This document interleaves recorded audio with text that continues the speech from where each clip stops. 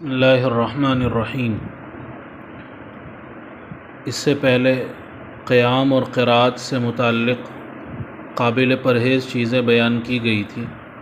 اب آئندہ جو قابل پرہیز چیزیں نماز میں قابل پرہیز چیزیں ذکر کی جا رہی ہیں وہ فقط قیام کے ساتھ خاص نہیں، ہر نماز میں ہر جگہ ان سے پرہیز کرنا چاہیے، لیکن خاص طور سے قیام میں، اس لیے قیام میں قابل پرہیز چیزوں کے ساتھ ان کا ذکر کیا جا رہا ہے۔ نمبر 1، جمہائی اور کھانسی کو نہ روکنا، چونکہ اس میں بعض مرتبہ اس طرح آواز کی جاتی ہے، نکالی جاتی ہے کہ حروف پیدا ہو جاتے ہیں تو نماز فاسد ہونے کا احتمال ہوتا ہے۔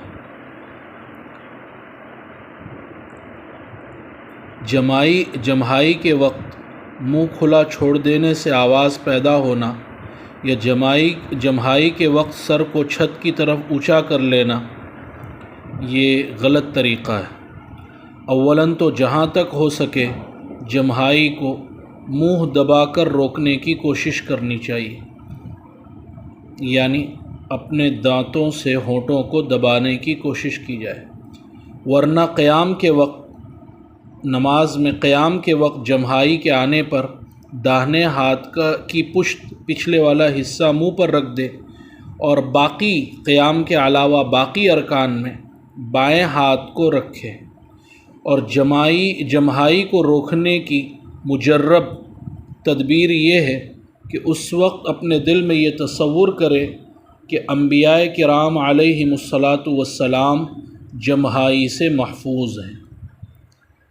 نمبر 2، آواز کے ساتھ بیل کی طرح ڈکارنا یہ قابل پرہیز ہے، لہذا ڈکار آئے تو اولاً تو اتنا کھانا ہی نہیں چاہیے کہ ڈکار آئے، لیکن اگر ڈکار آ جائے تو ہوا کو پہلے منہ میں جمع کر لیا جائے اور پھر آہستہ سے بغیر آواز کے نکال دیا جائے۔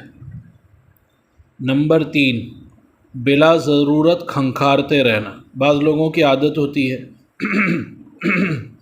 اس طرح نماز میں کھنکھارتے رہتے ہیں۔ نمبر 4، زبان کو دانتوں کی جڑ میں لگا کر چس چس جیسی آواز پیدا کرنا، یہ بھی قابل پرہیز، ایسے اس طرح آواز پیدا کرتے ہیں۔ نمبر 5، ایک یا دونوں ہاتھ داڑھی، کان، ناک اور مخصوص جگہ کے ساتھ صفائی یا کھجلانے کے لیے یا خواہ عادت کی وجہ سے مشغول کر دینا۔ بہت سے لوگ اس طرح پائجامے کے اوپر ہاتھ ڈال کر کھجلاتے رہتے ہیں، یہ بعض لوگوں کی عادت ہو جاتی ہے، یہ بھی قابل پرہیز چیز ہے۔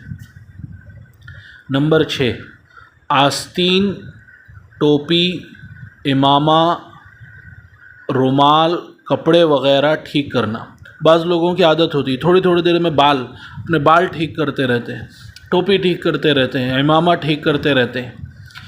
خاص طور پر یہ ہاتھ کی حرکت اور کھجلانے کی وبا اتنی زیادہ عام ہو چکی ہے کہ اس نے سبھی کو اپنی لپیٹ میں لے لیا ہے الا ماشاء اللہ۔ حالانکہ بعض وقت یہ عمل کثیر ہوتا ہے جس سے نماز فاسد ہو جاتی ہے، اس لیے بہت زیادہ احتیاط برتنے کی ضرورت ہے۔ عمل کثیر کس کو کہتے ہیں؟ علماء فقہا نے مختلف اس کی تعریفیں لکھی ہے۔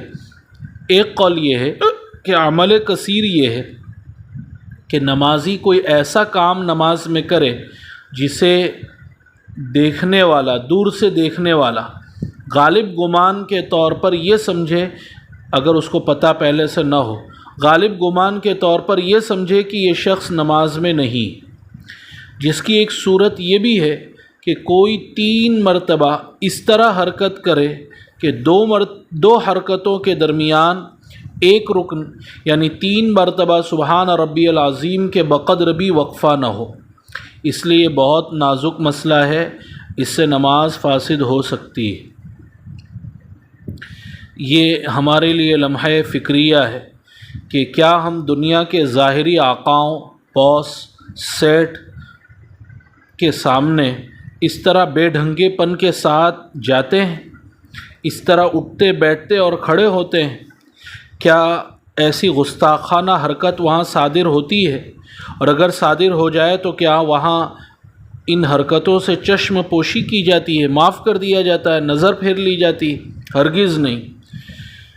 اگر آج عدالت میں جج کے سامنے کوئی اس طرح کی حرکت کرے تو جج کو غصہ آ جائے گا، اور بہت ممکن ہے کہ وہ عدالت سے اس کو باہر کر دے۔ تو پھر کیا آپ کی شان عبدیت اپنے محسن حقیقی اور احکم الحاکمین کے دربار میں ایسی گستاخانہ حرکت کی اجازت دیتی ہے؟ ظاہر سی بات ہے کہ جواب نفی میں ہوگا۔ تو پھر اصلاح کی فکر کیوں نہیں؟